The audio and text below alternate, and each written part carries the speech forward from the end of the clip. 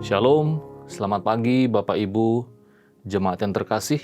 Puji Tuhan, setelah sekian lama tidak bisa menyapa Bapak Ibu jemaat terkasih dalam renungan singkat di setiap paginya. Puji Tuhan, hari ini saya kembali dapat menyapa Bapak Ibu jemaat terkasih dalam renungan singkat di pagi hari. Di pagi hari ini, bagian firman Tuhan yang akan kita pikirkan bersama-sama terambil dari 2 Timotius, pasal yang ketiga ayat 1 sampai ayat yang ke-9. Dari bagian firman Tuhan ini saya mengambil judul yaitu Berani Tampil Beda. Saya akan membaca ayat yang pertama saja terlebih dahulu. Demikian firman Tuhan. 2 Timotius 3 ayat 1 sampai 9, ayat yang pertama saja. Dengan judul perikop keadaan manusia pada akhir zaman. Ketahuilah bahwa pada hari-hari terakhir akan datang masa yang sukar. Bapak Ibu jemaat yang terkasih, kalau kita melihat kitab 2 Timotius adalah kitab yang ditulis oleh Rasul Paulus kepada Timotius, surat yang kedua kepada Timotius dari Rasul Paulus kepada seorang gembala yang masih sangat muda, yang berpesan bahwa hari-hari terakhir atau eskatos di sana dikatakan akan datang masa-masa yang sukar. Hal ini disampaikan Paulus tentunya bukan saja menjadi peringatan bagi Timotius di masa-masa akhir, tetapi juga dalam konteks kita bahwa apa yang disampaikan oleh Timotius di sini juga menjadi pesan bagi saya dan bagi kita semua.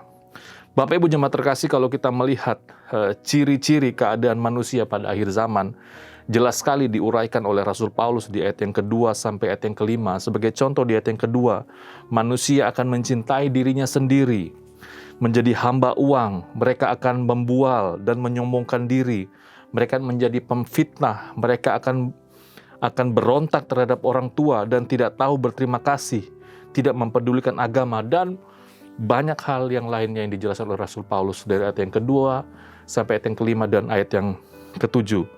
Bahkan kalau kita melihat secara lahiriah, di sana dikatakan bahwa mereka menjalankan ibadah mereka, tetapi pada hakikatnya mereka memungkiri kekuatannya, yang walaupun selalu ingin diajar namun tidak pernah dapat mengenal kebenaran.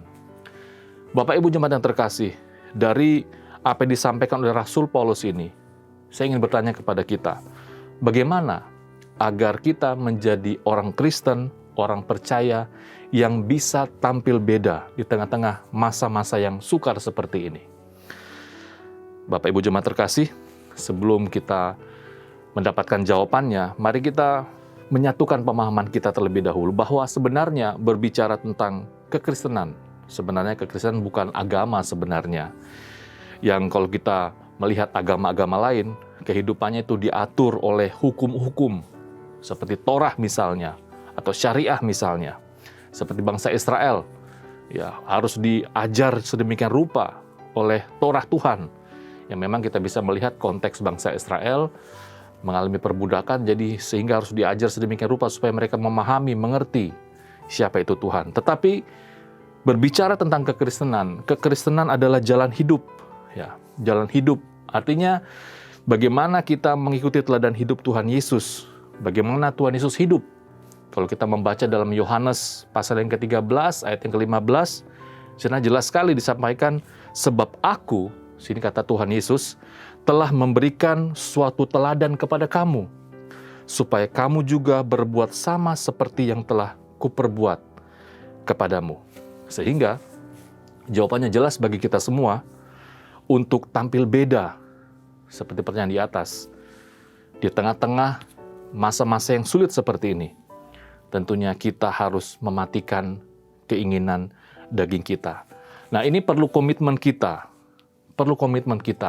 Hari lepas hari, minggu lepas minggu, bulan lepas bulan, itu menjadi komitmen kita. Karena ini merupakan proses panjang dalam kehidupan kita. Supaya kita menjadi seperti yang dijelaskan Paulus dalam 2 Timotius 3 ayat 1 sampai ayat yang ke-9. Bapak Ibu jemaat terkasih, sekali lagi bahwa saat-saat ini adalah masa-masa yang sukar, bukan saja situasi COVID yang belum selesai, tetapi kita memasuki masa-masa yang sukar, akhir zaman. Tantangan orang percaya bukan saja menghadapi COVID saat ini, tetapi menghadapi situasi yang tidak mudah.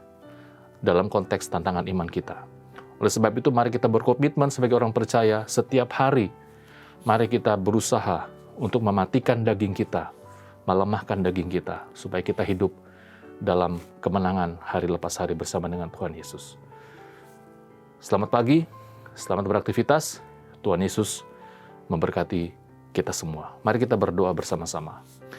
Bapa kami yang di sorga, terima kasih, kami bersyukur kepadamu, karena sampai hari ini, kasih dan penyertaan Tuhan tetap nyata dalam kehidupan kami. Terima kasih Bapa, kami sekali lagi sungguh-sungguh belajar bahwa kehidupan kami adalah hidup karena anugerah Tuhan, hidup karena berkat Tuhan. Oleh sebab itu mampukan kami agar kami sebagai umat-Mu sungguh-sungguh dapat menjalani hari-hari kami dengan benar. Bukan saja ada tantangan dalam COVID yang kami hadapi saat ini, tetapi juga ada tantangan iman dalam kehidupan kami sebagai orang percaya. Mampukan kami agar kami juga dapat mau mematikan setiap keinginan daging kami. Memang berat, tetapi karena pertolongan Tuhan, kami pasti mampu dan bisa.